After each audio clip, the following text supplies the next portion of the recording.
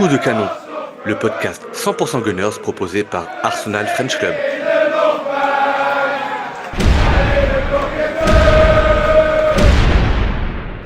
Hello Gunners et bienvenue dans un nouvel épisode de Coup de canon, votre désormais traditionnel rendez-vous de débrief d'après-match, le podcast proposé par Arsenal French Club. De retour de Londres, c'est avec un grand plaisir que je reprends l'animation de ce podcast et aujourd'hui, accompagné de Louis Tartex et de Nicolas Ligo, qui signe sa première avec nous, nous allons donc débriefer de la rencontre qui opposait Aston Villa à Arsenal. Messieurs, bien le bonjour. Salut Raoul, salut à tous. Salut Raoul, bonjour à tous. Alors, pas de panique, Nico, ça va bien se passer. C'est la Bon, première, c'est la première. ouais, mais On est très heureux d'être là. il faut toujours une première. En tout cas, merci d'avoir répondu à l'invitation. Messieurs, je le disais en introduction, déplacement compliqué pour Arsenal aujourd'hui, à peine 3 jours après la réception de Brentford. Déplacement à Villa Park où pour y affronter finalement, et mine de rien, l'équipe en forme de ce championnat, puisque avant le coup d'envoi, Aston Villa, c'était 8 victoires en 9 matchs. Et qu'il est loin, le début de saison des Villans, très compliqué, où il n'avait pas inscrit le moindre but lors des 4 premières rencontres et qui était 19e, je crois, au soir de la troisième journée. Aston Villa qui occupait la troisième place au classement avant le début de cette rencontre, à 6 longueurs du leader qu'est Arsenal. Et puis, ben, pour ne pas changer, côté Gunners, une liste de blessés qui continue d'être assez insupportable. Pour débuter cette rencontre côté Gunners, nous avions finalement une compo, somme toute, je vais pas dire traditionnelle, mais très attendue, avec dans les buts David Raya, Ben White confirmé à droite, puisque Timber faisait son entrée dans l'axe aux côtés d'Incapié pour suppléer Mosquera qui s'est blessé mercredi. À gauche, Calafiori. Rien de spécial et rien d'étonnant. Milieu de terrain traditionnel avec Zubimendi, Rice, Ødegaard. Et le front de l'attaque mené par Saka à droite, Eze à gauche et puis Super Merino, en tout cas Merino tout court, à la pointe, à la pointe de l'attaque. Alors je disais traditionnel compo parce que encore une fois, on pourrait une nouvelle fois rappeler la liste des blessés, mais rappelons que Saliba était forfait pour le match face à Brentford suite à une blessure reçue lors d'un entraînement. Mais ça commence à faire très long pour une petite blessure, pour un petit coup. Mosquera out, on ne sait pas encore pour combien de temps. Avert, Jesus, ben, Avert out, Jesus sur le retour, mais ça va prendre du temps.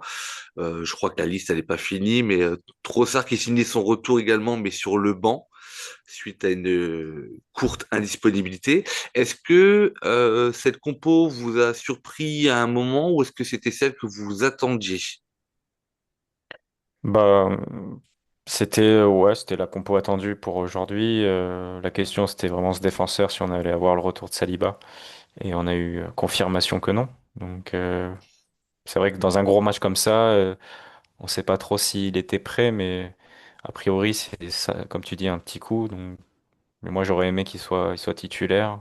Et après, faut voir son état de forme complètement, mais à part ça, c'est du classique. On a le retour d'Eze à gauche à la place de Martinelli. Donc ça montre aussi que Martinelli n'a pas saisi sa chance sur les deux derniers matchs et Eze est préféré. Bon, on en reparlera, c'était finalement peut-être pas un bon choix. Et Merino qui continue aussi en neuf. Donc ça, c'était aussi la question après Brentford, est-ce qu'il allait mettre Gyökeres titulaire et au final, il fait confiance à un Merino en forme et on en reparlera aussi. Mais pour le reste, on va dire que c'est du classique. Nico? Oui, Louis a tout dit, hein. C'est une composition plutôt classique au vu des absences et au vu des incertitudes. Merino qui restait en neuf, en même temps difficile de le remplacer, sachant que Gyökeres revient et que Merino a enchaîné les les bonnes performances, hein, il faut le dire.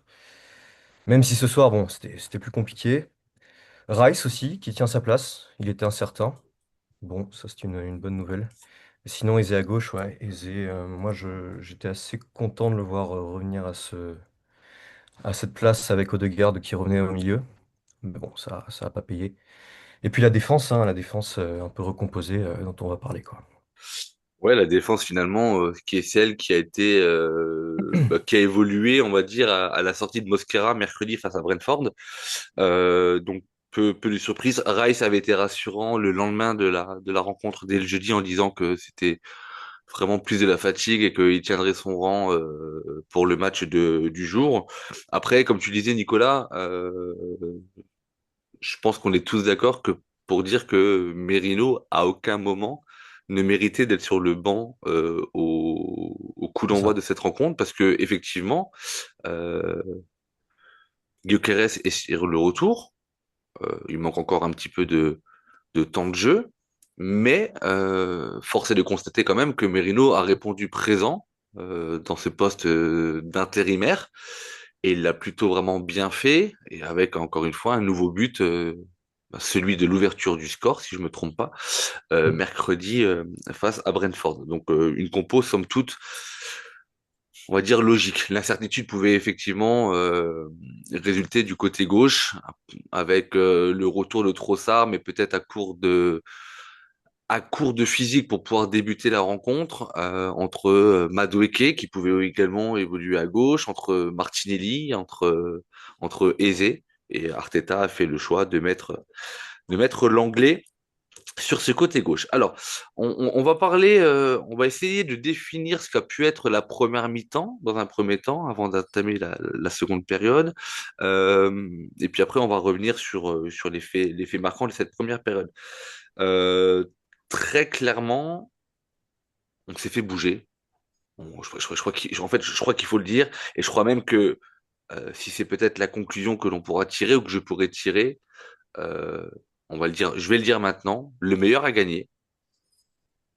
Voilà, d'après moi, le meilleur a gagné. Le plus volontaire, le plus enthousiaste, le plus ambitieux. Donc quand je dis le, c'est le club, hein, ou si on peut dire la plus ambitieuse pour l'équipe. Et Arsenal n'aura répondu que par intermittence. Et pour moi, c'est clairement pas, en tout cas, ce n'était pas suffisant face à une équipe comme Villa, que je déteste vraiment, pour tirer un résultat plus avantageux que cette défaite du jour. Euh, je le disais, première période, dominé. Alors après, j'ai pas regardé les stades, vous savez que je rate très peu ça. Peut-être que Louis, tu t'es plongé un peu dedans, j'en sais rien. Mais pour moi, première période dominée par les Villans, un début de rencontre assez compliqué et avec très rapidement une intervention, je crois, dès la 10e minute de jeu de Raya, en tout cas qui fait le bon choix, la belle anticipation sur son côté gauche pour stopper une frappe de Watkins, je crois. Watkins, ouais. Ouais, mais c'était assez poussif dans cette première période. Euh, on a pu voir un but d'Eze, mais sur hors-jeu, donc faut-il vraiment en parler, même si la phase de jeu était intéressante. Et puis finalement, une ouverture du score de d'Aston Villa assez tard dans cette première période, à la 36e minute de jeu, par Cash, suite à une grossière erreur de placement de Eze, mais on y reviendra également un peu plus dans le détail. Mais ouais, pour moi, force est vraiment de constater euh, que Villa a dominé cette première période au point et puis au score également, au tableau d'affichage. Mais c'était une première période où il y avait beaucoup de rythme. Encore une fois, moi, c'est ce genre de match que j'aime beaucoup voir. Tout n'a pas été mauvais. On a vu un bon de garde en maître de jeu, mais Aston Villa avait un plan de jeu qui était quand même, je trouve, assez simple, avec une projection vers l'avant très rapide, ce que nous, on aimerait, je trouve, voir plus souvent côté Gunners. Mais voilà, le score à la mi-temps n'est pas volé, et bien évidemment qu'on va revenir sur ce but un peu plus tard. Cette première période, messieurs, vous l'avez vécu comment et vous l'analysez dans sa globalité comment? Euh, c'est difficile à lire hein, cette première mi-temps parce que on domine, on va dire, dans les stats. Hein, je te dis, Ouais, tu vois, je t'ai dit voilà, que j'avais pas regardé. ouais, ouais, mais c'est pour ça que je préfère quand même le rappeler pour ceux qui peut-être qui n'ont pas vu le match. Mais si on regarde que les stats, on domine, on a le ballon, on a les occasions aussi. Mais dans le jeu, on est clairement pris par l'intensité de Villa, c'est récurrent en ce moment à l'extérieur, hein, contre Sunderland, contre Chelsea. À chaque fois, on a du mal à rentrer dans ces matchs, à répondre à l'intensité et aux défis physiques de ces équipes. Et on s'en remet finalement à soit voilà, des petits momentum où on arrive à reprendre un peu le ballon. Et, euh, et c'est une première mi-temps qui est assez difficile. Après, Villa, à part l'occasion de Watkins, c'était le but pas très dangereux, mais c'est vrai qu'ils nous imposent un gros défi et ils sont très dangereux en transition. Et je pense que ça sera un peu le bilan de tout ce match, mais on a beaucoup souffert en transition et on a été incapable de gérer leurs assauts. Donc c'est une première mi-temps assez mitigée. Il n'y a pas vraiment de joueur qui a sorti du lot en première mi-temps. Même Odegaard s'est plus révélé en deuxième. Et donc c'est difficile de tirer un bilan positif de notre équipe. J'ai juste noté la double occasion de Saka au quart d'heure de jeu où Oui. on est un peu dangereux. Mais à part ça, ça a été compliqué quand même. Voilà. Nico, cette première période. Ouais, je suis d'accord avec Louis. Non, mais c'est vrai qu'elle est difficile à juger en fait cette première période. Sur le terrain, moi, au début, je trouvais qu'on n'y était pas quoi. Alors le match commence bizarrement, je trouve que au début, on s'observe un peu, les gardiens gardent le ballon, ça bouge pas beaucoup. Et puis très vite, on est sous pression. On est sous pression. La charnière Hincapié, Timber. On sent qu'ils n'ont pas l'habitude, ils savent pas trop comment se déplacer. L'occasion de Watkins là, avec l'arrêt de Raya, Timber il s'avance, il y a Watkins dans son dos. C'est très mal organisé. Et puis dans les duels, ouais, dans les duels, on est un peu bouffé, on est mou. On commence un peu à émerger avec la double occasion de Saka, justement. Mais c'est compliqué. Eze, pas dedans. Merino, pareil, trop mou. Ouais, c'est une première période très difficile dans l'ensemble. Est-ce que vous seriez d'accord avec moi si je vous dis que aujourd'hui, on a vu la rencontre qu'on aurait pu voir dimanche dernier face à Chelsea à 11 contre 11? Parce que moi, très clairement, euh, bon, je vais pas raconter ma vie, pardon, mais Corentin et Nico l'ont dit lors des débriefs. J'étais à Londres, je suis arrivé à Londres samedi, donc dimanche, je suis allé au Gunners Pub pour voir le match. Et forcément très déçu de la prestation, surtout à 11 contre 10. Mais j'en parlais avec pas mal d'Anglais présents à la fin du match. Mm. Je pense qu'à 11 contre 11, on gagne pas ce match et on fait même pas match nul, vraiment. Et il y a quand même pas mal de similitudes, notamment dans l'impact physique que les deux équipes nous ont mises et que je trouve que c'est un des facteurs qu'on a encore du mal à gérer cette saison, c'est-à-dire à répondre à l'impact physique de... Et on parle pas d'équipe de bas de tableau qui n'aurait que le physique pour nous battre, en fait, encore une fois. Hein. C'est-à-dire que Alors, Chelsea, je trouvais que c'était très violent. Hein, beaucoup plus violent que Villa. Villa, c'était physique. Chelsea, c'était violent. Ouais, c'était mon Mm. ressenti. Mais c'est vrai qu'en fait, moi, je trouve qu'on n'a pas les joueurs pour répondre. Je parle notamment devant, pour garder le ballon. Vous avez cité, je crois que c'est Nico qui disait Merino trop léger. Saka, je trouve qu'il ne sait pas répondre au duel physique. Alors oui, au milieu de terrain, on a un Declan Rice qui, lui, aucun problème. Derrière, quand tu as Gabriel, Saliba, le combat physique, ça connaît. Timber, ça connaît. White, ça connaît. Calafiori, même s'il a été un peu en dedans ce soir, ça peut répondre aux défis physiques, mais Ødegaard, c'est pas, tu vois, joueur milieu de terrain, c'est pas un joueur qui répond aux défis physiques, ou voire même à la brutalité parfois. Et si tu prends devant, Merino sait pas faire, alors qu'il est quand même milieu de terrain de métier, qui devrait avoir un impact un peu plus imposant. Saka, voilà, on l'a jamais connu pour ça. Et puis en plus, quand tu as Eze qui livre une prestation comme la première période en mode je- j'en ai rien, bah, je m'en bats un petit peu les steaks et je suis un petit peu nonchalant. Voilà, je trouve vraiment qu'il y a vraiment une similitude entre les deux rencontres. Est-ce que vous êtes d'accord avec cette analyse ou pas?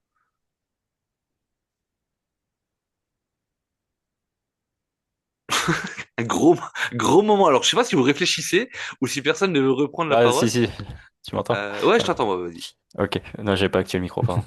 Ouais, je disais, t'as complètement raison. On a un déséquilibre aujourd'hui au niveau du 11 sur les joueurs qui peuvent ou non mettre de l'impact physique. Et aujourd'hui, on a trop de joueurs qui peuvent pas le mettre, clairement. Euh, alors oui, on est à l'aise techniquement, mais on est trop mou et donc derrière le jeu, il marche pas parce que on n'a pas cette grinta, on n'a pas cet impact. Et, euh, et là, c'est assez marquant, quoi. Mais plein de passes, il n'y a pas assez. Même sur des passes, on n'a pas, on n'a pas l'agressivité, quoi, parce que Hmm. ça va pas Mm. au bout. Et derrière, ils avaient un gros pressing. Et à chaque fois, on s'est mis en danger sur des pertes de balles dans notre camp, sur, euh, sur ce manque d'envie, quoi. Enfin, peu importe le physique des joueurs en soi, mais il faut mettre plus d'envie dès le début, quoi. Alors, est-ce qu'on se gère physiquement? Parce que c'est récurrent, quoi. On le voit à chaque match à l'extérieur où on est trop tendre, où on se laisse prendre par l'agressivité adverse. Donc c'est bizarre, quoi. Mm. Donc je sais pas trop comment l'expliquer, mais il va falloir y remédier si on veut rivaliser avec nos concurrents. Nico? Je suis complètement d'accord avec toi, Raoul. Non, mais c'est vrai, enfin, par rapport au match de Chelsea, c'est très vrai, en fait. C'est deux matchs qui sont très durs physiquement. Je pense que les adversaires ont clairement identifié qu'il fallait nous rentrer dedans, en fait. Physiquement, dans les duels, je pense qu'on est au-dessus, techniquement et même collectivement. Mais ouais, physiquement, c'est plus compliqué. Je dirais pas que c'est notre point faible parce qu'on a quand même des joueurs, on a quand même des joueurs assez costauds en défense, mais au milieu, Rice, Zubimendi, il est pas très grand, mais il est quand même tenace.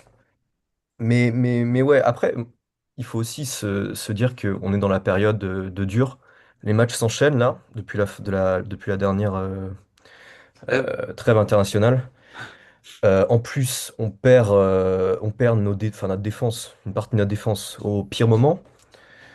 Je pense qu'il y a de ça. Il y a de ça. Après, bon, c'est le cas pour tout le monde, hein. Tout le monde enchaîne les matchs. Mais bon. Mais c'est vrai qu'à l'extérieur, on a du mal. Je notais avant le début du match qu'à l'extérieur, on était. Alors, sur 5 matchs, sur les 5 derniers matchs, on était sur 5 buts encaissés quand même. Bon, voilà. C'est un ensemble qui fait que, ouais, c'est compliqué. Alors, pour revenir à Chelsea, ouais, je pense que ça aurait été pareil à Chelsea il y a une semaine. Voilà. Après, jusqu'à la 94e minute de jeu, ce 1-1, Ouais. il était pas dégueulasse parce que tu Mm. laissais un prétendant, je sais pas s'il sera. En fait, Aston Villa, c'est toujours pareil. Il y a toujours un moment donné où ils vont lâcher des points. Alors, est-ce qu'ils ont appris à être réguliers? Est-ce qu'ils vont vraiment pouvoir euh, jouer le championnat jusqu'à la fin? Honnêtement, j'en doute et je l'espère pas. Mais jusqu'à la 94e minute, ce un partout n'est pas si problématique que ça. Tu laisses ton adversaire du jour qui est très en forme à 6 points. Par contre, c'est vrai que la défaite, alors, encore une fois, on est top of the league, et ça, on y reviendra à la fin de l'épisode, mais on est top of the league, il y a pas. Mais on laisse un prétendant revenir à 3 points. On laisse potentiellement City revenir à 2 points en cas de victoire, puisque City évolue juste après. Donc, ouais, Mm. c'est pas génial comme résultat. Alors, effectivement, par contre, en cas de victoire, tu mettais Villa à 9 points. Et Ouais. je regardais le classement en essayant un petit peu d'interpréter en cas de victoire de City, etc. En fait, tu gagnais aujourd'hui, tu mettais quasiment un, tu mets, je pense que tu éliminais un grand nombre d'équipes, puisqu'il y avait que City qui pouvait nous suivre après, quoi. Et qu'on était parti dans une sorte de mano à mano. Mais bah, voilà, l'histoire en est tout autre. Messieurs, on va revenir sur ce but quand même, à la 36e minute de jeu, parce que c'est le fait marquant de cette première période. On parlait de l'arrêt de Raya, mais euh, autant l'anticipation est belle, autant je trouve que Watkins la joue très très mal, puisqu'il est quand même seul face à Raya au point de pénalty, à 11 mètres. Il Je est pas pense au qu'il y a top. quand même, avec un peu plus de lucidité, heureusement qu'il est un petit peu en plein doute actuellement, mais l'ouverture du score de Villa par le latéral droit Cash, alors on pourrait jouer un jeu de mots, hein. C'est une erreur de aisée que l'on paye cash, mais c'est un, c'est un centre qui vient de loin, côté gauche. Je crois que c'est Incapié qui va pas forcément vraiment au duel de la tête, qui surprend Eze. Et en fait, j'ai regardé le ralenti. En fait, Eze, dans son positionnement, il y a Calafiori qui rentre dans l'axe. Et donc, du coup, lui, il fait sa couverture. Le positionnement de Calafiori, il est juste, puisqu'il fait la couverture, puisque Timber est côté centreur. Incapié est au marquage de Watkins. Calafiori vient faire cette fermeture côté gauche. Et donc, Eze, au moment du centre, ou juste avant le centre, il est pas mal. Et en plus de ça, il analyse la situation, il voit Cash qui est dans son dos. Sauf que, au moment du centre, Incapié est au duel avec son attaquant, mais sans jouer le duel, c'est-à-dire qu'il n'essaie pas d'intervenir, etc. Et je pense que c'est ce qui surprend, pardon, Eze. Et si vous regardez le ralenti qui est fait derrière le but, au moment où Eze voit Cash démarquer, il a une réaction, une réaction faciale qui montre qu'il a compris que c'est son erreur. Après, la frappe de Cash, elle passe entre les jambes de Raya. Raya qui est auteur d'une très bonne rencontre encore aujourd'hui et qui sur ce genre d'action pour les gardiens c'est très très dur parce que quand tu es quand tu es pardon sur tes appuis tu as toujours ces fameux 80 centimètres d'écart entre ton pied gauche et ton pied droit qui te permet justement d'aller anticiper d'un côté ou de l'autre. Et c'est une zone qui est très, très compliquée pour un gardien. Et ça fait but. Mais c'est vraiment dans le détail, en fait, que l'on fait des champions. Et sur ce but-là, le détail, en fait, c'est aisé. Qui, en plus de ça, ne faisait pas on va dire un grand match, puisqu'il s'arrêtait à la mi-temps, ne faisait pas un grand match offensivement. Mais là, sur le coup, il s'est un petit peu raté. Alors, est-ce que Martinelli, qui est réputé pour être nettement moins bon techniquement, offensivement, qui est connu pour être une, euh, une bête d'acharnement défensif, aurait fait cette erreur ou pas? Franchement, on n'en sait rien. Est-ce que Trossard l'aurait fait ou pas? On n'en sait rien. Encore une fois, on n'est pas là pour incriminer des joueurs, on est juste là pour dire que sur ce but-là, l'erreur, elle vient d'Eze et qu'on la paye cash. Pardon, j'ai fait un monologue sur ce but-là, mais vous en pensez quoi? Est-ce que je suis sévère avec Eze? Est-ce que pour vous, son placement n'est pas normal? Est-ce que, il y a un problème de couverture autre? Bah, je vais pas taper plus sur Eze que tu l'as fait, parce que bon, de toute façon, on Oh, sait qu'il est mal je pense que placé. j'étais quand même calme. Oui, oui, non, mais enfin, on a bien montré que c'était sa faute sur cette action individuellement. Mais je trouve que ce but, quand même, il résume bien cette première mi-temps et l'état de l'équipe, quoi. Notamment en défense, où le manque d'envie et d'ambition globale de l'équipe s'est ressenti sur le positionnement des quoi.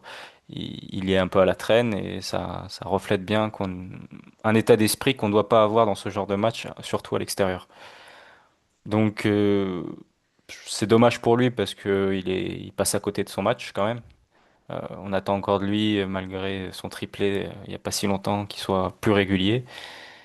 Et voilà, un top player, normalement, il doit commencer à monter en puissance. Et lui, j'ai l'impression qu'il fait des zigzags, donc j'espère qu'il va trouver enfin un peu de continuité. Alors oui, Arteta le balade, mais bon, on verra bien sur les prochains matchs. En tout cas, ouais, pour le but. ça, je trouve que c'est des buts qu'on peut prendre de manière récurrente quoi, ces dernières semaines, où c'est plus notre manque d'impact dans la défense qui fait que on est fragile quoi. C'est rarement une action hyper bien maîtrisée de l'adversaire. Voilà. Ouais, ouais, c'est ça. Là, je vais regarder le but, là, c'est un centre de Torres Pauteres, qui n'est pas attaqué. Donc bon, déjà, on voit que le manque d'impact enfin, en défense.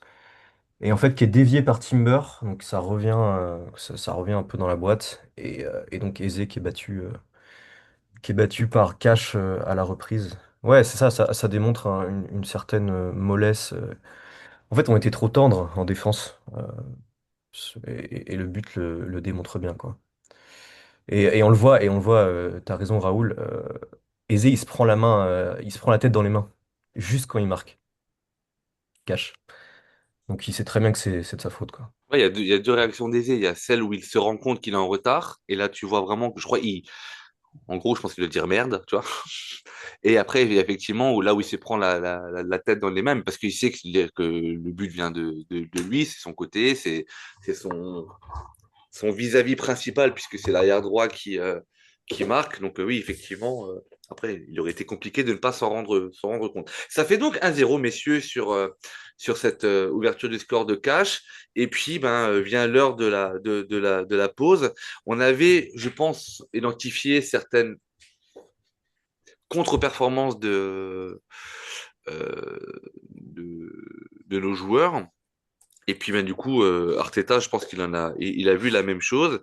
Et c'est finalement un double changement à la mi-temps, ce qui est en soi assez rare de la part d'Arteta quand c'est pas quand ce ne sont pas des changements imposés par des faits de jeu, par des blessures. Là, je pense que c'est vraiment les joueurs qui n'étaient pas au niveau. Alors, je pense qu'il y aurait eu qu'il y aurait pu avoir plus de changements, vraiment, tant pas mal de joueurs n'étaient pas au rendez-vous. Mais les changements dont je vous parle, c'est Eze qui laisse sa place et qui part à la douche pour le retour de Trossard.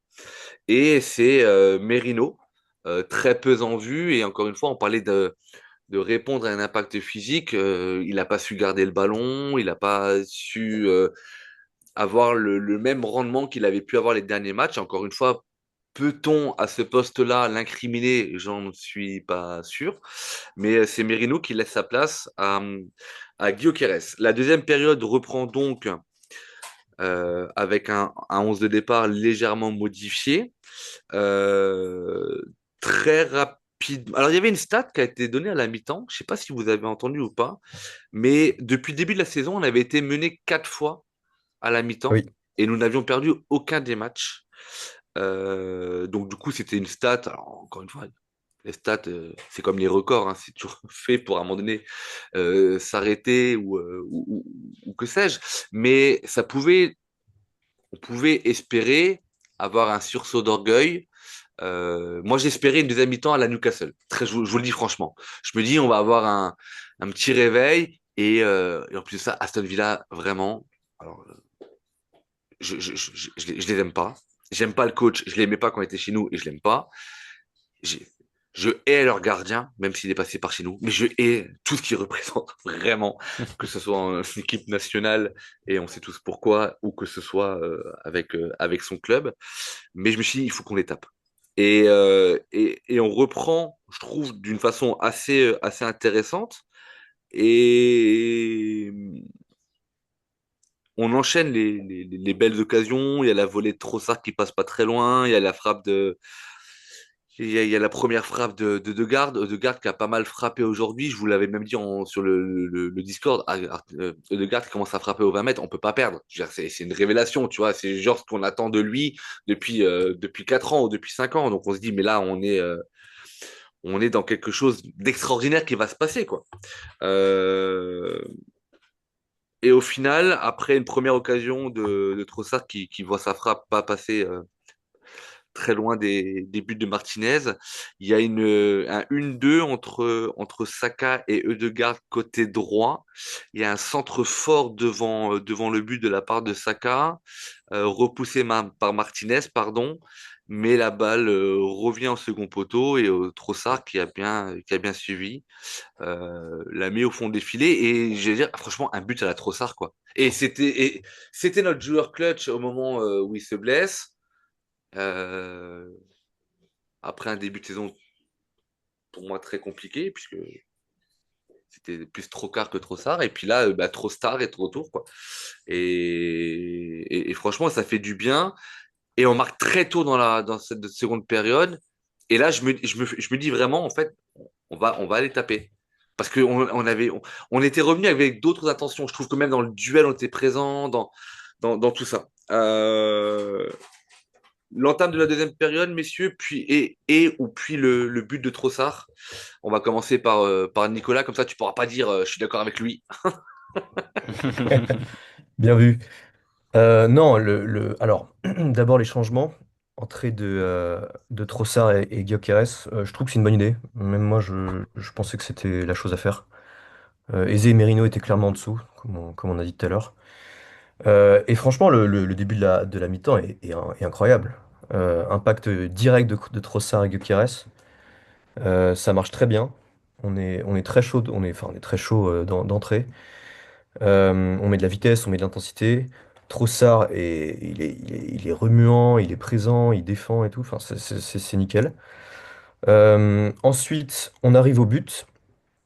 Alors, le but, ça représente le coaching, hein, c'est le but de Trossard. Odegaard et Saka sont parfaits sur le but. Euh, le timing est parfait en fait. Je crois que c'est Odegaard qui décale Saka, mais pile au bon moment pour éviter le hors-jeu. Puis la passe de Saka en retrait. Finition de Trossard. Bon, un peu de réussite, mais franchement, c'est mérité au vu de la reprise de la seconde période. Donc ouais, c'est nickel. Bon, malheureusement, ça va pas tenir très longtemps et à partir de la 60e, on commence à plonger. Mais on en parle après. Ouais, je suis d'accord avec toi, Nico. On a, on a une bonne entame. C'est ça qu'on attendait depuis le début du match et c'est dommage qu'à chaque fois on doit se réveiller après avoir pris un but pour montrer un peu notre caractère parce que au final on voit que même les joueurs qui n'ont pas l'habitude de mettre un gros impact physique, là ils arrivent à le faire. Notamment Saka que j'avais trouvé assez mou après un mi-temps et qui là bah voilà, retrouve un statut qu'on lui connaît. Alors bon, ça n'aura pas duré très très longtemps, mais au moins sur ces 15 minutes il a été très dangereux. Et dans l'ensemble, je trouve ouais, les changements font du bien, quoi. Enfin, Arteta, il ose faire des changements tôt, donc on ne pourra pas lui reprocher aujourd'hui. Et Trossard qui d'entrée ça se montre décisif. Alors le but en soi, c'est pas le plus compliqué à mettre, donc il est clutch, ça on peut pas l'enlever. Euh, mais j'aime voilà, la densité qu'il y a dans la surface, le fait que ça peut venir de partout. Odegaard qui se connecte bien avec tout le monde, qui met des super passes clés. Donc ouais, sur ces 15 minutes, j'ai noté à peu près, ouais, parce qu'après on a aussi une grosse occasion juste après le but. Donc ouais, c'est bien. Même après le but, on a un gros retour d'Hincapié aussi qui montre voilà euh, de l'envie sur ce début de deuxième mi-temps. C'est presque frustrant qu'on n'arrive pas à appliquer ce genre cette volonté finalement sur tout un match, quoi, et que ça soit pas brique par brique, et qu'on soit surtout pas à réaction. C'est ça qui est le plus embêtant quand t'es champion, normalement t'es pas à réaction. Voilà. Ouais.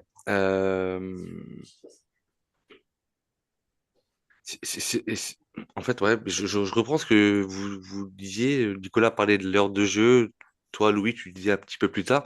Mais c'est vrai qu'en fait, on n'a pas réussi à garder cette dynamique-là. Et que même si on était revenu avec de meilleures intentions et que le contenu déjà proposé était bien meilleur, moi, j'avais quand même toujours cette même sensation. À savoir que dès que Villa avait le ballon, euh, j'avais cette crainte finalement du contre parce que cette verticalité systématiquement recherchée, cette vitesse dans les transitions, très honnêtement, heureusement que Watkins était pas dans un grand jour et qu'il n'est pas dans une grande forme actuellement, puisqu'en plus il laissera même sa place, je crois, un peu plus tard que l'heure de jeu, mais ouais, j'avais l'impression que ça pouvait vraiment basculer d'un côté comme de l'autre. Et j'étais partagé entre cette envie de les taper et cette crainte vraiment de retomber dans nos travers. Et finalement, tout au long de la deuxième période, en fait, il n'y a rien qui m'a rassuré.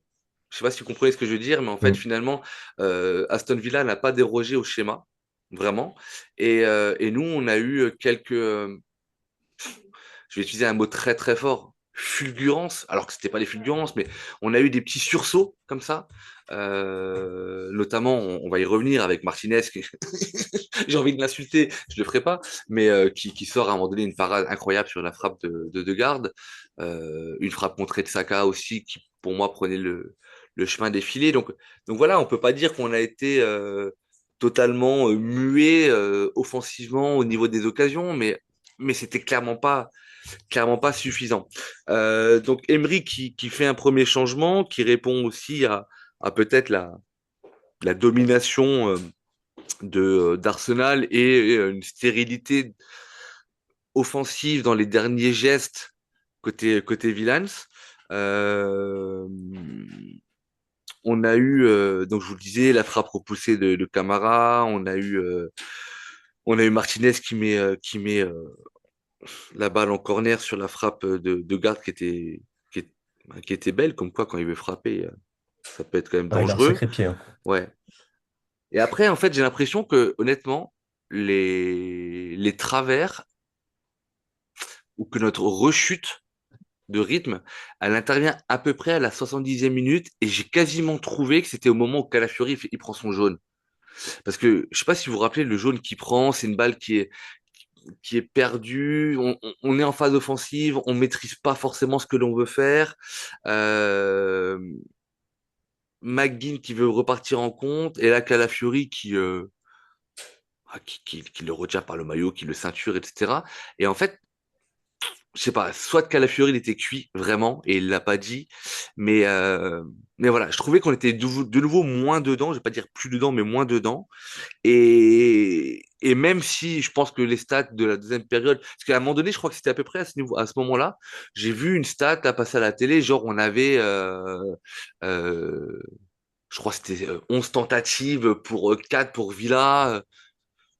Alors que moi, j'avais mon ressenti du match était complètement en fait contraire. Alors après, c'est toujours pareil. Dans la stat, ben, qu'est-ce qu'ils entendent par attempt et qu'est-ce qu'ils classent dedans ou pas, tu vois. Mais voilà, j'avais l'impression quand même que le mojo, il était plutôt côté Villans. On a Saka qui prend également un jaune. Alors Calafiori, je parle de ce jaune-là aussi parce qu'il va être suspendu au prochain match. Saka prend un jaune de frustration parce que je pense pas que la faute qu'il fait, parce qu'elle est quand même somme toute assez légère, c'est vraiment plus dans la réaction qu'il a, euh, cette véhémence envers l'arbitre qui fait que je crois que l'arbitre n'avait pas le choix de mettre le jaune. Euh, Après, il y a quand même les occasions. Il y a Malen qui était rentré, donc qui avait remplacé Watkins, qui, euh, qui a une occasion sur une intervention un peu manquée de Calafiori. Euh, Et puis, vient, alors moi je trouve ça toujours un fait rare, un fait marquant pour moi, une sortie de Saka en cours de jeu. Il Euh, était temps. ouais, à la 80e, remplacé par Madueke, qui honnêtement, changement souhaité, mais qui n'aura rien apporté. Euh, la fin de match, elle est quand même très vilaine en termes d'occasion. Ouais. Avant la sentence ultime à la 94e. Parce que je regarde un petit peu là les temps forts sur l'équipe et effectivement on voit quand même que les grosses occasions elles sont côté Villans et que sans des dos des postérieurs ou les mains de Raya la la sentence aurait pu tomber bien plus tôt. Euh, Autre fait de jeu, après son entrée, la ressortie de Trossard. Et j'ai pas l'impression que ce soit un changement tactique. Je pense qu'à un moment donné, Trossard, il a repris un petit coup et que diminuer, il a dû demander soit le changement, soit Arteta a estimé qu'il valait mieux faire rentrer Martinelli plutôt que de laisser un petit peu un Trossard handicapé par une douleur dans un moment où on était quand même en train de subir. Donc c'était la 86e, le changement également le remplacement de Calafiori par Lewis Kelly. Alors pareil, est-ce que c'est un choix tactique de fin de match avec un côté un peu plus créateur de Lewis Kelly ou est-ce que c'était surtout pour préserver et ne pas prendre de rouge chez Calafiori? Je sais pas, parce que Calafiori était quand même a montré quand même une grosse fébrilité en fin de match, je trouve. Mais en tout cas, pardon, pas de changement vraiment très offensif. Après, en même temps, quand on voit le banc, après, à part Nwaneri, le reste était quand même très très jeune. Euh, je lis en même temps et en fait, j'arrive au moment fatidique où on prend ce deuxième but. Et franchement, ça m'embête de le dire, mais vraiment bravo à Villa parce qu'ils ont rien lâché et qu'ils sentaient qu'ils étaient capables de nous faire encore plus mal. Ils l'ont fait. Et ce but, même s'il sera pas dans le top 10 ou dans le top 5 des plus beaux buts de Première Ligue, en tout cas, il démontre que c'est une équipe qui n'a rien lâché. Nous, on défend quand même comme des chiens. Timber, Rice, on défend vraiment comme des chiens. On contre deux, trois fois le ballon. Mais au final, c'est peut-être celui qui en avait le plus envie qui récupère la balle. Pardon. Et en gros, il y a un centre, on va le décrire puisque peut-être que nos auditeurs n'ont pas encore vu le match ou le résumé, mais c'est Rogers qui centre sur la tête de Sancho. Raya repousse le ballon, mais on n'arrive pas à se dégager. Et puis à un moment donné, la balle, elle revient sur Buendia qui frappe. Et en plus, il frappe de derrière, tu vois, c'est plein centre, quoi. C'est plein centre, mais ça fait but. Et puis, c'est tellement bon quand tu marques ce genre de but et que tu es supporter de l'équipe qui marque.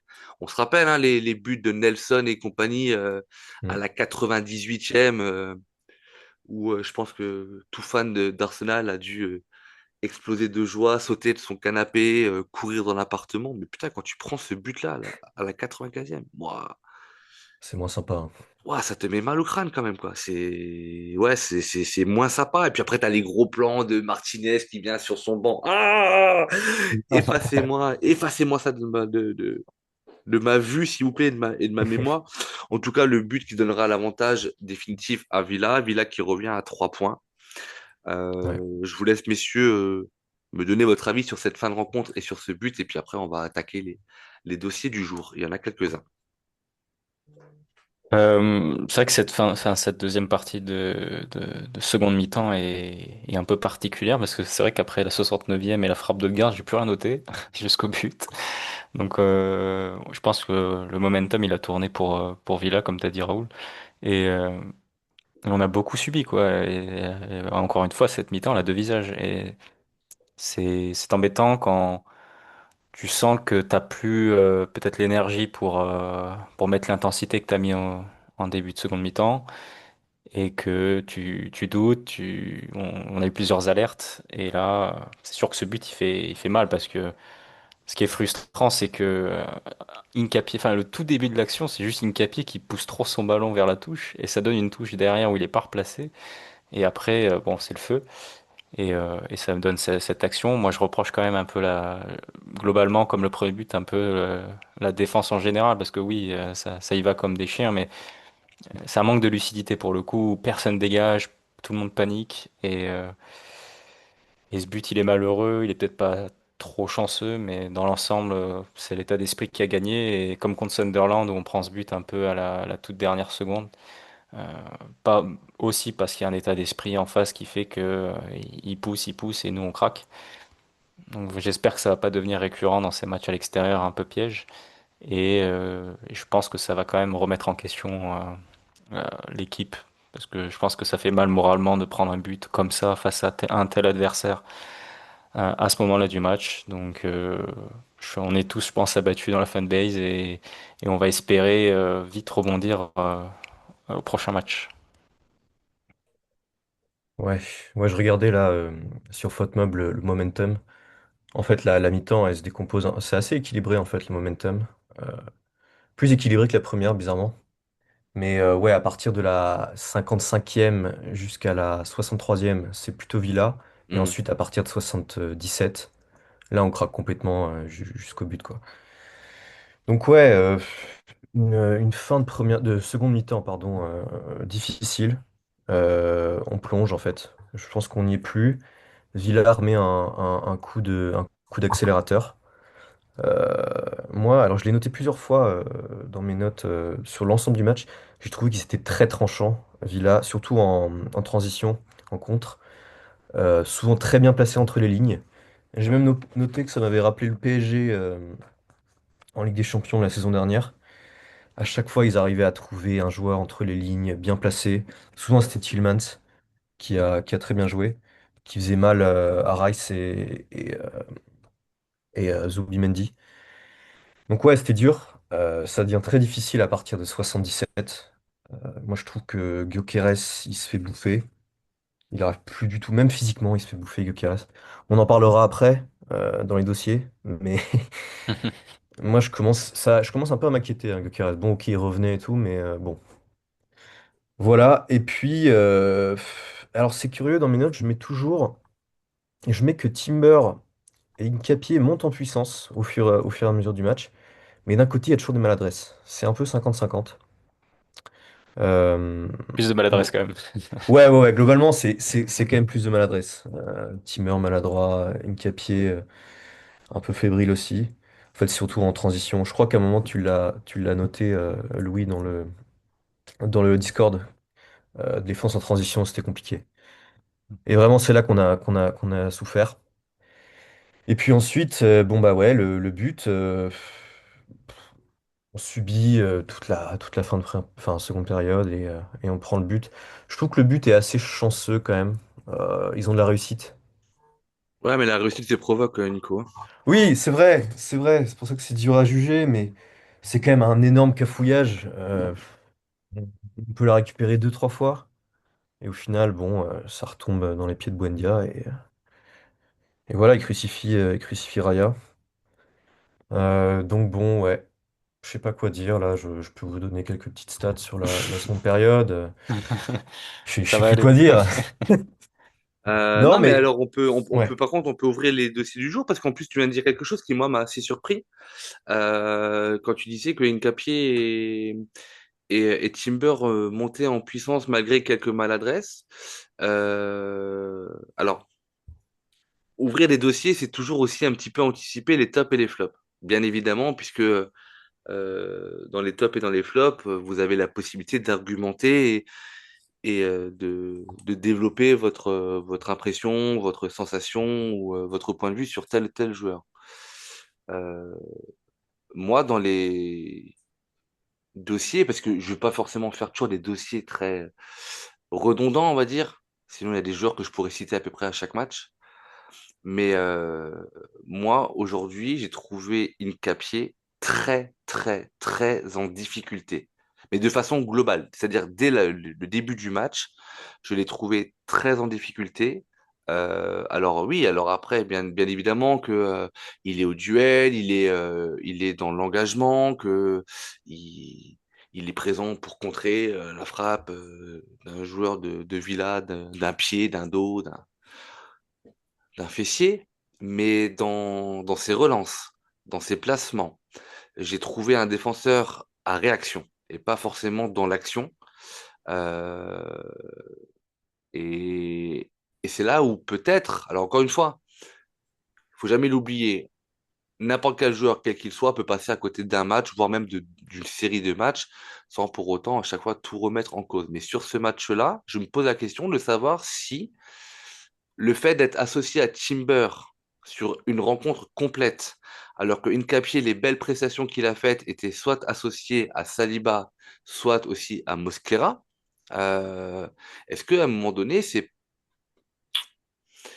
pas la limite et c'est pas le danger parce que bah, Gabriel, on n'est pas prêt de le retrouver, mine de rien. Je pense que pas avant 2026, que on est le 6 novembre. D'ailleurs, joyeuse fête, Nicolas. C'est la Saint-Nicolas Ah aujourd'hui. oui, merci. Le mec qui vient de penser à ça, super. Que Saliba, on n'a aucune nouvelle. Donc, on ne sait pas quand est-ce qu'il va revenir. Mosquera, ça peut être très court comme ça peut être très long, puisqu'on a encore une fois pas d'informations de la part du club. C'est assez chiant. Donc, Hincapié, c'est quand même l'élément central sur lequel il va falloir compter dans les matchs à venir. Et je vous donnais la date, non pas pour souhaiter de façon détournée une bonne fête à Nico, mais c'est surtout pour vous dire que, il y a un gros événement qui arrive, c'est le Boxing Day. Alors, il y a encore des matchs à venir, mais le mois de décembre, on sait qu'il est crucial. Et le foot va très vite, le foot anglais va très très vite. La vérité d'aujourd'hui n'est pas celle de demain. Il y a de ça quelques temps, on pensait qu'on allait survoler la première ligue. Non, la première ligue, c'est compliqué à aller gagner et qu'il faut se battre tout le temps. Je reste très convaincu qu'on est capable de le faire et qu'on va le faire cette saison. Mais à un moment donné, il faut pas louper les moments charnières et les matchs clés. Et je trouve qu'aujourd'hui, c'était un match clé. Voilà. Je le voyais pas dans le calendrier de décembre. Très honnêtement, je le voyais pas comme. Alors, on sait que c'est un déplacement compliqué, mais quand j'avais vu l'enchaînement Tottenham, Bayern, Chelsea, je me suis dit, putain, si ça, on prend le bon virage, franchement, on est lancé. Sauf que je pensais absolument pas que Villa serait capable de faire la série qu'ils ont faite et qui est encore en cours, c'est-à-dire maintenant, dans les 10 derniers matchs, c'est 9 victoires. Euh, c'est quand même assez costaud. Donc ouais, le dossier du jour, c'est Incapié pour moi. Bah, l'un des dossiers, c'est Incapié. Et après, j'en ai un autre qui va faire un peu grincer des dents. Donc, Incapié, messieurs, vous en avez pensé quoi de sa rencontre et vous en pensez quoi? Bah, Hincapié, c'est vrai que c'est un match particulier parce qu'il enchaîne troisième titularisation avec un troisième défenseur différent. Donc, c'est peut-être ça peut justifier sa difficulté aujourd'hui à répondre présent. Après, est-ce que c'est Hincapié le plus gros fautif sur le match par rapport aux autres en défense? Je sais pas. Moi, je trouve que toute la défense globalement a eu du mal à se situer, à répondre à l'impact physique, à être sereine. C'est vrai je l'ai trouvé très nerveux dans les duels, à la relance, bah, notamment sur cette toute dernière action où il est clairement. J'allais dire, je voulais pas te couper la parole, mais il a sa part de responsabilité de Ouais, façon clairement. très indirecte parce que ce contrôle à 20 mètres, la balle qui sort en touche, un Ouais, ouais. dégagement qui pue du steak, c'est... Ben, je sais pas, il y a un moment donné, il est... Ça part de lui, ouais, clairement. Alors après, entre le moment où il fait, c'est même pas une erreur, mais il fait peut-être un mauvais choix, mauvais contrôle, et au moment où on prend le but, il y a plus d'une minute. Donc c'est-à-dire que tu as quand même 10 partenaires et plein d'occasions d'empêcher, encore une fois, cette prise de commande de Villa au niveau du tableau d'affichage. Mais force est de constater quand même que le côté fébrile et la balle mise en touche pardon, à la dernière minute de la rencontre, ça n'a pas aidé. Voilà. Pardon, je t'ai coupé. Ouais, ouais, bah, t'as raison, c'est ça. Et ça résume bien son match où on voit la différence avec des mecs qui ont l'habitude de jouer, Saliba, Gabriel, ou même Mosquera, qui a pour le coup montré beaucoup de sérénité sur ces matchs, Mm.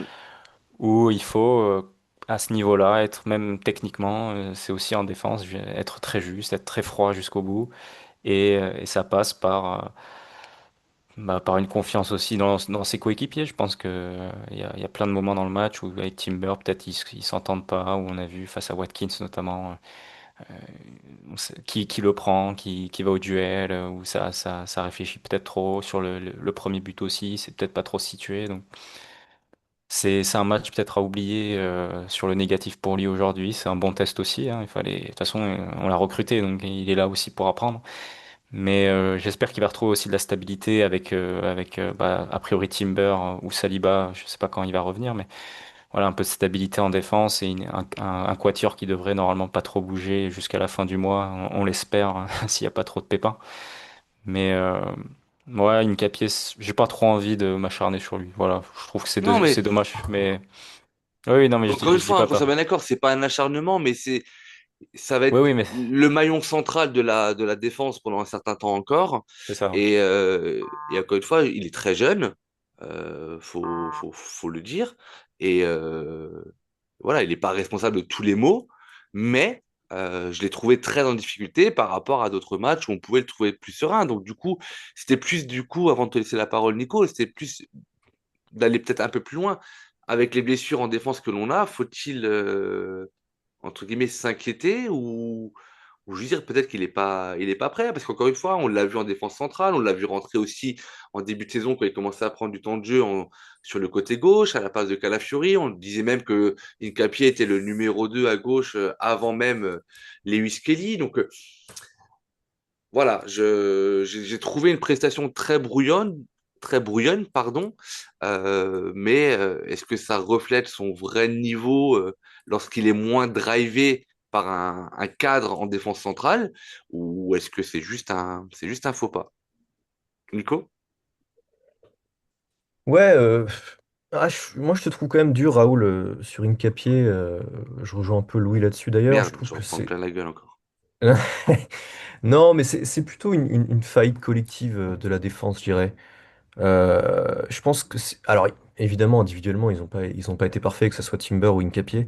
Moi je les mets un peu sur le même plan. Je trouve qu'ils ont tous les deux été un peu maladroits à certains moments.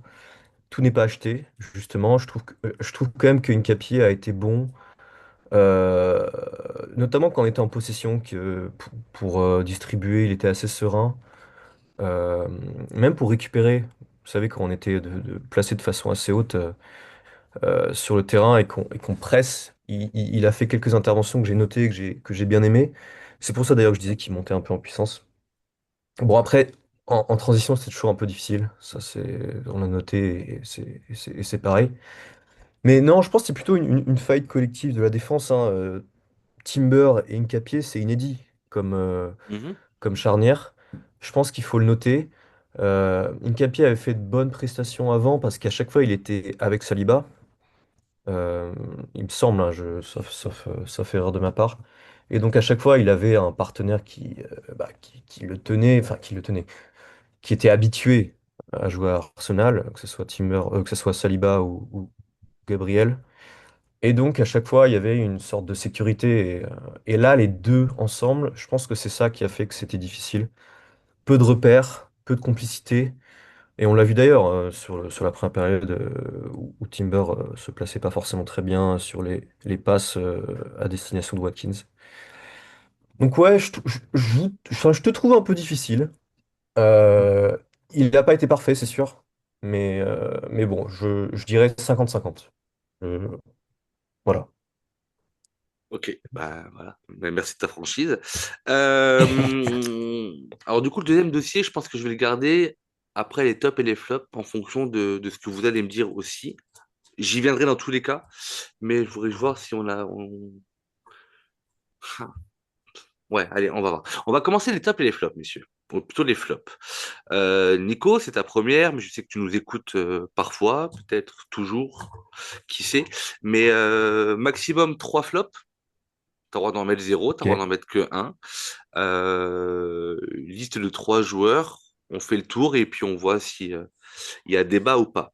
Et du coup, pour ta première, je te propose de commencer. Quels sont tes trois flops de cette journée? Ok. Alors, bon, tout naturellement, je pense que ça va être pareil pour vous, mais Eze et Merino sont mes deux premiers flops. Ils passent vraiment à côté de leur première période, que ça soit dans l'impact, dans l'intensité. Ils sont souvent à côté de la plaque. Les seconds ballons, ils les gagnent pas. J'ai trouvé que Merino, Daube, était assez fébrile pour vous. Il perdait pas mal de duels. Ouais, Merino, assez déçu. Pourtant, je le trouve assez bon dans tous ses compartiments, que ce soit déviation, duel aérien. Donc voilà, assez déçu. Et Eze, bon bah Eze, Mais bon. il est fautif sur le premier but. Ouais, voilà. Ouais, non, Eze, mais de il toute façon, est, Aizé, sa mi-temps parle pour lui. Hein, voilà, c'est ça. Il est fautif sur le premier but, pareil dans l'intensité. Il est en dessous. Je trouvais aussi que dès qu'il avait le ballon, alors déjà, il prenait très peu de risques. Et en fait, je trouvais il avait l'air perdu. Il savait pas quoi faire. Donc voilà. Et ensuite, le troisième flop, j'ai envie de dire Saka, mais d'un côté, il a été bon aussi. Ouais. Ouais, allez, Saka. Saka Après, parce que j'ai du encore mal une à fois, retrouver on son niveau. redéfinit ce qu'est un flop et un top. C'est un joueur qui t'a déçu ou que tu as trouvé en dedans. Voilà. On va dire que c'est Ouais, ma je dirais pire. Saka, Ok. mais il est pas au niveau de Eze et Merino quand même. Louis. Bon, je vais reprendre Merino. Je vais dire la défense quand même, parce que voilà, le package, je vais pas en sortir un du lot.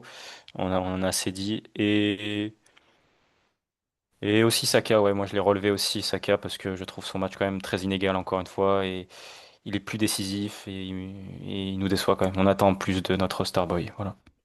Et j'ai bien fait d'attendre du coup pour le dossier. Alors je vais la faire à Louis. Donc mes trois flops, c'est la défense, le milieu et l'attaque. Pas mal.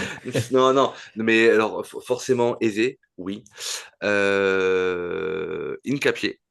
Du coup, ça, je vais rester logique avec ce que j'ai dit.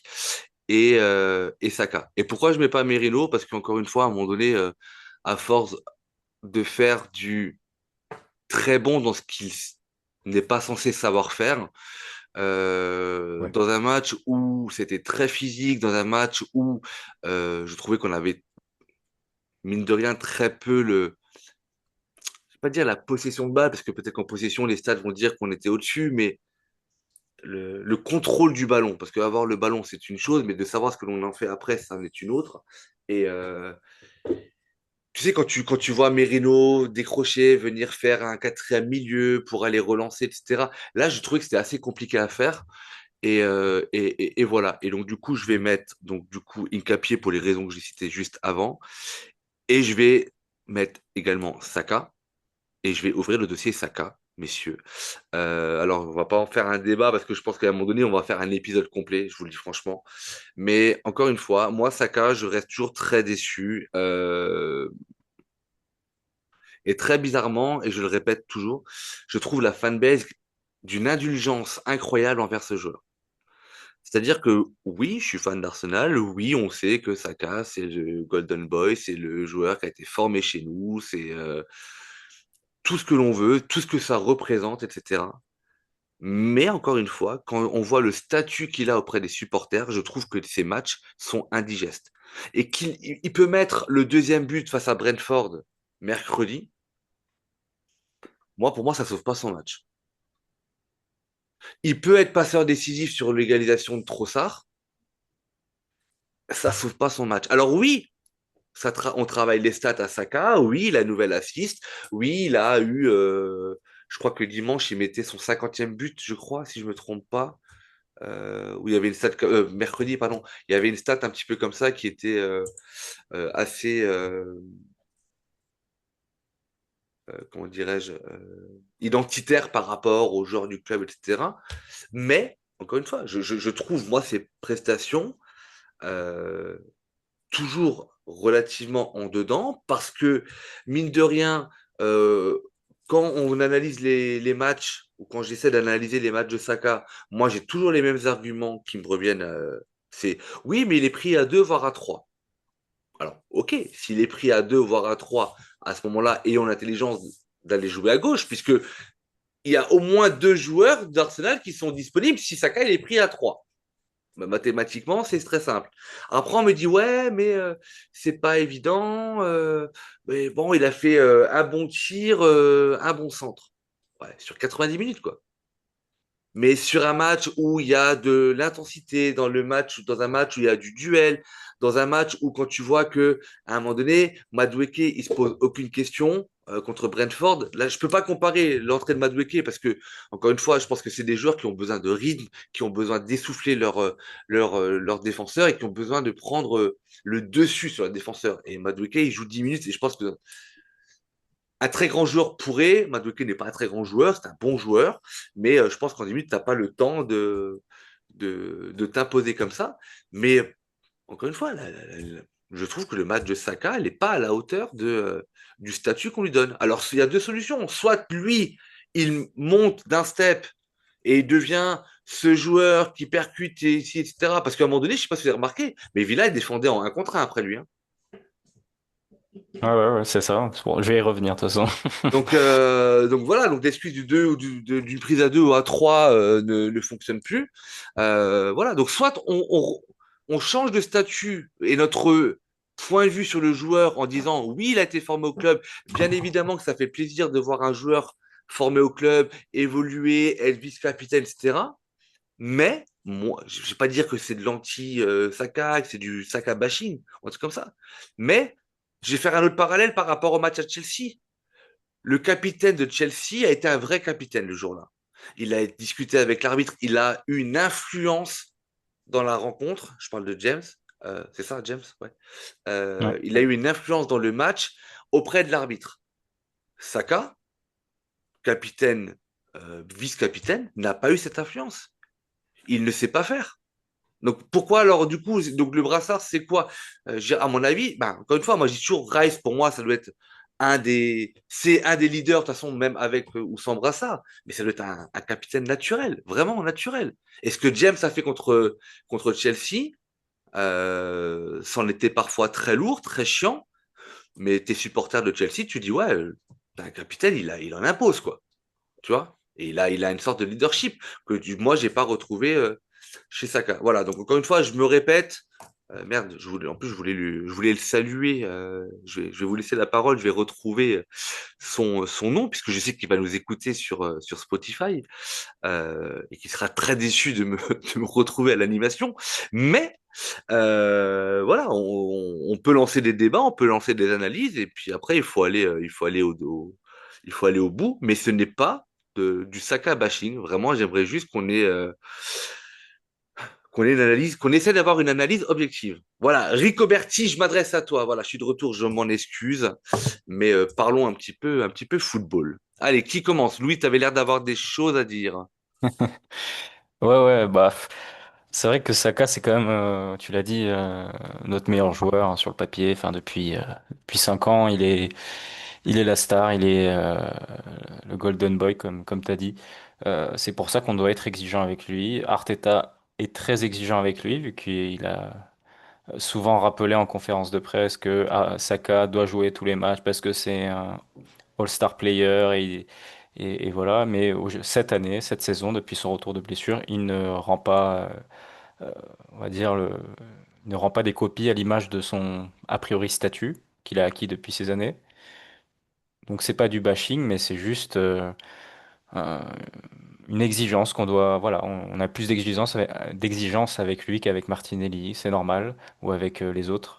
Et on en attend. On attend pas que des stats, on attend une influence dans le jeu beaucoup plus importante. On attend.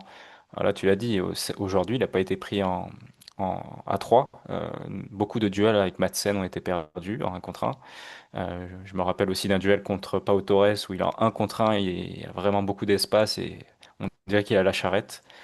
Donc c'est un sentiment général qui quand même revient à chaque match. Je pense sur d'autres podcasts, je l'avais aussi mis en flop parce que je le trouvais pas forcément très pertinent. Euh, donc jusqu'à une explication physique, hein, encore une fois, on ne sait pas. Mais en plus, en tant que vice-capitaine, il doit quand même porter beaucoup plus l'équipe, quoi. On l'a vu, Odegaard aujourd'hui, quand même, revient de blessure. Euh, Bah voilà, il a pris des initiatives, il a porté le jeu.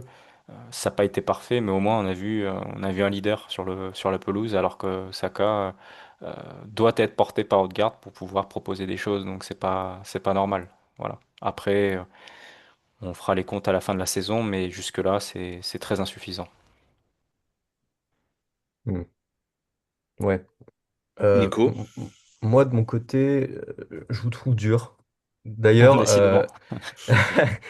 d'ailleurs, je change mes flops. J'enlève Saka et je mets plutôt Gyökeres parce que bon, il n'a pas joué tout le match, mais je trouve qu'il a vraiment pas fait une bonne entrée.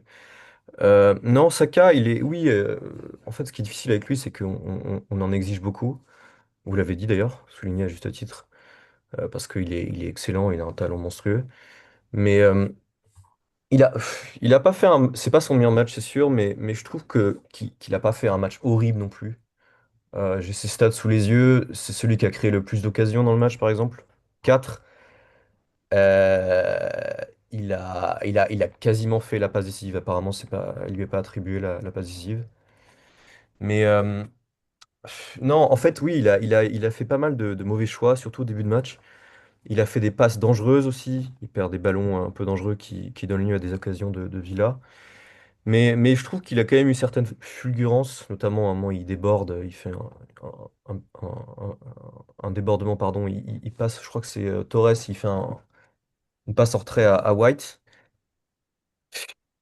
Et puis il est toujours dans les bons coups, il fait quasiment la passe décisive. Enfin, il est quand même solide sur les appuis pour garder des ballons et tout. Non, je vous trouve dur. Après, c'est vrai que c'est pas le Saka enfin, c'est pas le Saka en pleine forme qu'on aimerait avoir. Il a du mal à retrouver le rythme, mais bon, je vous trouve dur quand même. Moi, je reste indulgent avec Starboy. Ok, ben, Raoul, tu vas plus vouloir que je vienne dans le non, non, non, podcast. mais absolument pas. Mais moi, en fait, moi, j'aime le débat. Et Ouais, je trouve encore une fois, et je l'avais dit déjà l'année dernière, que je peux aussi comprendre, alors même si Louis et moi, on a un écart d'âge assez important, mais je peux comprendre que les plus anciens soient moins tolérants ou aient un autre regard de notre club par rapport aux attentes que l'on peut en avoir. Tu vois, je veux dire, ceux qui sont fans ouais, d'Arsenal depuis 10 ans, avec des années compliquées, de voir un jeune issu du centre de formation évoluer très jeune, devenir titulaire, devenir décisif. Rappelez-vous de cette fameuse année, je crois que c'était 2022-2023, où avec Martinelli, il porte quasiment l'équipe, tu vois. Euh, et mm, vice-capitaine, la belle histoire, je l'entends. Je l'entends. Moi, j'ai juste toujours un problème entre le statut et la performance que tu peux démontrer dimanche après dimanche. Tu vois? Je veux dire, moi, Saka, par exemple, quand on se fait éliminer par le Bayern en Ligue des Champions il y a 2 ans, son fameux crochet face à Neuer, où je pense qu'il y a faute, on est d'accord, mais je pense qu'il peut rester sur ses cannes et je pense qu'il peut la mettre au fond des filets, et ce qui change complètement le match, d'aller chercher la faute à ce moment-là, moi, ça me gonfle. Tu vois? C'est, ouais. c'est des petits, voilà, c'est des petits détails qui font qu'on interprète aussi, qu'on voit les matchs différemment et qu'on n'a pas tous le même joueur. Voilà, c'est pour ça que moi, Declan Rice, c'est un joueur qui, pour moi, il est tellement exemplaire de partout mais même s'il met 3 buts contre son camp et qu'il fait une purge, je sais qu'il rebondira rapidement. Là, j'attends juste d'avoir un step-up de Saka et qu'il redevienne vraiment un joueur à la hauteur de son statut. Ou alors, changeons son statut. Mais quand j'entends qu'il y a des négociations qui sont en cours pour le prolonger et qu'on parle d'un salaire quasiment jamais entendu à Arsenal et comme étant l'un des joueurs les mieux payés de Première Ligue, ça me pose un problème philosophique, tu vois. Mais c'est très personnel. Donc du coup, voilà, c'est pour ça qu'on parle des dossiers. Et puis, on va faire encore une fois, une petite pause, arrêt sur image, et on va inviter nos auditeurs à nous dire, si, en commentaire, bien évidemment, si la saison, le début de saison de Saka, bien entendu, on tient compte de sa blessure, du fait qu'il revient, mais en même temps, il est assez souvent blessé ces dernières saisons. Est-ce que pour vous, c'est une déception ou est-ce que pour vous, il est là où il doit être et que effectivement, vous trouvez que Louis et moi, on est peut-être un petit peu sévères. Voilà. Mais euh, quand on a des grands joueurs dans notre équipe, c'est aussi là où on les attend. Donc voilà. Euh, les tops. Allez. Vas-y, Louis. Vas-y, Louis. Louis, il est toujours prêt, à son lui. Donc, Toujours. Bon, un peu de positif quand même dans ce mauvais souvenir ouais. qu'on espère. Euh, Odegaard, je l'ai cité rapidement tout à l'heure, hein, Mhm. qui faisait un gros match quand même, surtout en deuxième mi-temps, où il a pris le jeu à son compte. Il a quand même délivré pas mal de passes clés, de passes presque décisives. Et on retrouve voilà, sa magie dans les petits espaces que n'a pas forcément aisé. Et c'est quand même un atout. On espère qu'il va réussir à mettre plus de buts et à finir ses occasions. Mais en tout cas, c'est un bon retour du capitaine. Euh, Après, j'ai Raya aussi, même s'il prend 2 buts, malheureusement, pour une fois, même s'il avait quand même commencé par une petite bourde, il s'est quand même bien rattrapé tout le long du match avec des sacrés arrêts. Même si je pense que Watkins n'a pas toujours été très juste. Au moins, il a fait son job. Et c'est frustrant pour lui de prendre ce genre de but quand même. Et enfin, Rice, tu l'as souligné, Raoul, mais Rice. captain exemplaire quand même encore aujourd'hui. Dans le combat, c'était le seul à répondre présent dans l'intensité. Donc, même si ça n'a pas été parfait, et peut-être même sur la dernière action, il peut faire mieux pour dégager. Au moins, il met toujours la tête et on retiendra ça aujourd'hui. Et j'espère qu'il va se ménager un peu parce que là, ça fait beaucoup de matchs où il donne beaucoup à 90 minutes. Voilà. Ouais. Nico? Bah comme Louis, hein, en premier Odegaard qui retrouve du rythme, hyper fluide. Franchement, enfin, c'est un aimant à ballon. Il attrape tous les ballons, il le déplace bien, il le tient bien, il perd jamais la balle. Mm. En plus, là, il recommence à frapper et ça fait plaisir parce qu'il a un sacré pied. Je trouve qu'il devrait frapper beaucoup plus. Il a un peu disparu à la fin, mais bon, je trouve ça dans l'ensemble très bien. Rice aussi, toujours pareil, hein, je ne vais pas répéter ce que Louis a dit. Un moteur toujours là où il faut, toujours en train de se dépenser bien comme il faut. Et puis Raya, parce que je trouve pas aussi d'autres tops qui se détachent vachement. Donc malgré ses deux buts, il a quand même fait quelques arrêts assez importants. Eh ben, messieurs, on va être d'accord, puisque moi, dans l'ordre, ça va être Rice, parce que il n'y a pas besoin d'expliquer, je crois. Le match suffit à comprendre. Eudegaard, sur un côté un peu plus positif, je trouve que, même si je trouve que, encore une fois, il peut ralentir le jeu, mais voilà, il a pris l'initiative, notamment les frappes aux 20 mètres, etc. Et dans l'organisation du jeu, je trouve qu'il revient à un niveau assez intéressant. Et donc, Rice, Eudegaard, pardon, et Raya. Même s'il en prend deux, je trouve que il a quand même fait un certain nombre d'arrêts qui, qui nous maintiennent dans le match. Donc voilà. Voilà pour les tops. Alors, on arrive tout doucement vers la fin de cet épisode. Voilà, encore des débats très enrichissants. On en viendrait presque à oublier le résultat négatif de la journée. On va un petit peu se projeter sur les prochains matchs, messieurs, puisqu'on a le retour de la Ligue des Champions avec un déplacement ce mercredi à Bruges. Euh, En ayant fait, alors je vous pose la question, en ayant fait un 5 sur 5 en étant invaincu actuellement en Ligue des Champions, pensez-vous que Arteta doit faire complètement tourner dans la mesure du possible, sachant que clairement défensivement, le turnover va quand même être très compliqué. Ou est-ce que vous pensez qu'il faut continuer à terrasser nos adversaires et à prendre le maximum d'avance pour aller chercher euh, au terme des 8 rencontres, la première, voire la deuxième place au classement qui nous donnerait un avantage euh, pour, euh, pour les phases finales. Alors, qui commence? Moi, je veux Vas-y, bien. Nico. Allez, Vas-y. eh ben allons-y. Déjà, ce qui est cool, c'est qu'on arrive à la fin de la grosse période de calendrier là. Je vais te dire ça à Euh, la fin de l'épisode, pardon. Allez, C'est ça. je peux reprendre une bière. Non, non, Non, non, non, mais on c'est bon. finit, enfin, on tourne à enchaîner Tottenham, Bayern, Chelsea, Brentford, Aston Villa. C'était quand même costaud en 2 semaines et demie, 3 semaines, Même pas, ouais, presque pas, même pas, ouais. avec un match tous les 3 4 jours. Donc ça, c'est cool. Il y a la Ligue des Champions mercredi contre Bruges. En plus, ça va pas être si Mm. facile. En plus, c'est en Belgique. Mais après, on va pouvoir souffler un peu plus avec les Wolves le samedi 13, ensuite Everton une semaine plus tard. Donc ça va, on va souffler un peu. Moi, je pense qu'il faut faire tourner. Ça devient difficile. Peut-être que Saliba va revenir, donc va pouvoir reprendre un peu de rythme contre Bruges. Mais ouais, il faut faire tourner là. Ça devient difficile pour certains joueurs. Je pense notamment à Timber, Rice, euh, peut-être Saka et tout. Ça va être l'occasion aussi pour Odegaard de prendre un peu plus de rythme. Peut-être aussi Gyökeres qui en a besoin un peu. Donc ouais, je pense qu'il faut faire tourner et là on entre dans une autre période un peu différente jusqu'au Boxing Day.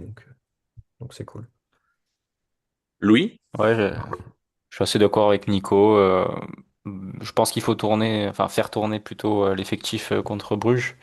Tu l'as dit, c'est l'occasion de remettre en jambe de garde, Gyökeres. et d'autres, MLS. Ah, quoique Calafiori va être suspendu contre les Wolves, donc il va jouer contre. Bref, on verra. Mais en tout cas, il y a moyen de faire une grosse rotation. Après, il a fait sortir Saka plus tôt. Est-ce que c'est pour le mettre titulaire contre Bruges? On verra. Mais ça serait pas mal on a quand même de l'avance en Ligue des Champions. Faut aussi saisir cette chance pour reposer certains cadres. Et parce que tu dis que les Wolves et après Everton, c'est tranquille. Bon, je pense qu'il n'y a aucun match tranquille, même face à ces équipes. C'est un point de vue qu'on Mais respecte, mais qu'on partage pas. c'est ça. Mais je pense quand même faudra être sérieux face à ces équipes et mettre notre meilleure équipe.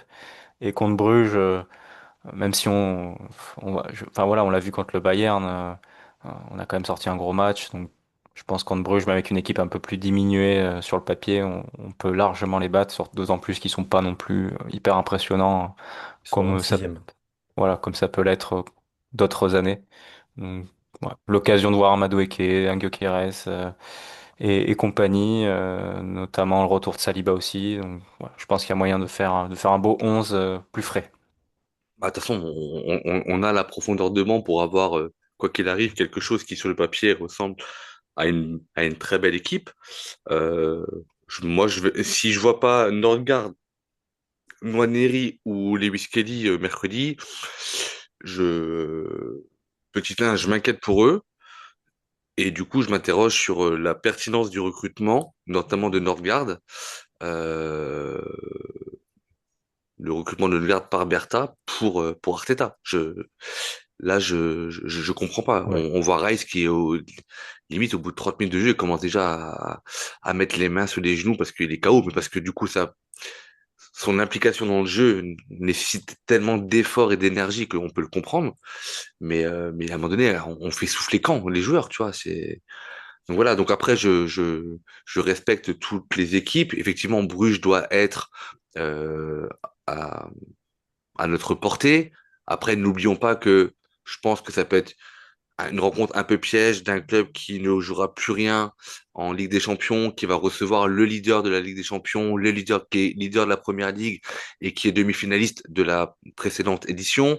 Donc en termes de volonté, en termes d'envie, en termes d'affiche, en termes de matchs prestigieux, ça peut être aussi un match piège. Après, avant d'enchaîner avec les matchs de championnat, mais ça, on en parlera dans le prochain épisode de débrief qui fera suite au match de Bruges. On arrive sur donc là clairement sur la fin. Nicolas, Louis, les notes sont tombées, les notes faites par Jonathan et en relisant ces notes, je vais pas vous les donner, mais c'est vrai que je vous ai pas dit que mon quatrième flop, s'il y en avait eu un quatrième, c'était Calafiori était vraiment pas loin de Saka. Voilà, mais je trouve que le match de Cala était pas ouf. Et ça, on peut le retrouver un petit peu dans les notes de Jonathan. Après, pour le reste, voilà, à chacun de se faire sa propre opinion, son propre opinion, pardon, et d'aller justement prendre le temps d'aller mettre une note à chaque joueur pour pondérer ou pour donner une raison à la personne de la rédaction qui a fait les notes au moment du match. Le traditionnel appel aux réseaux sociaux également. N'hésitez pas à nous rejoindre sur X et sur Instagram de réseaux qui ne cessent de progresser. On vous en remercie toutes les semaines, nous, comme Coup de Canon d'ailleurs, qui continue de voir son nombre d'auditeurs évoluer de semaine en semaine et on vous en remercie. Encore une fois, je citais, je sais plus comment il s'appelle, Rick, je crois, s'il nous entend, je plaisante, encore une fois, toute critique est bonne à prendre. On ne peut pas plaire à tout le monde. On ne peut pas avoir des opinions qui plaisent à tout le monde aussi. On est là pour en débattre. Et que ce soit sur les commentaires d'épisodes ou des commentaires de coups de canon, bah, vous êtes libre de dire ce que vous voulez. Je n'ai jamais censuré un commentaire, qu'il soit positif ou négatif d'ailleurs, tant qu'on reste dans la bienveillance et il y a pas d'insultes. Tous les commentaires seront toujours publiés, donc n'hésitez pas à nous donner votre point de vue, n'hésitez pas à vous abonner à Coup de Canon si cet épisode vous a plu et pour rester informé des sorties des nouveaux épisodes. Et puis voilà, pour ma part, il est l'heure de mettre un peu le foot de côté parce que je viens de voir les résultats à la mi-temps, City qui mène déjà 2-0. Enfin bref, voilà, on va galérer jusqu'au bout, messieurs, mais Tout Je fout le reste camp. persuadé qu'on va le faire. Louis Nicolas, je vous remercie votre participation. Un podcast un peu plus long. On revient je veux dire, dans les bonnes, mauvaises habitudes, des longs débats lorsque les matchs, souvent les soirs de défaite.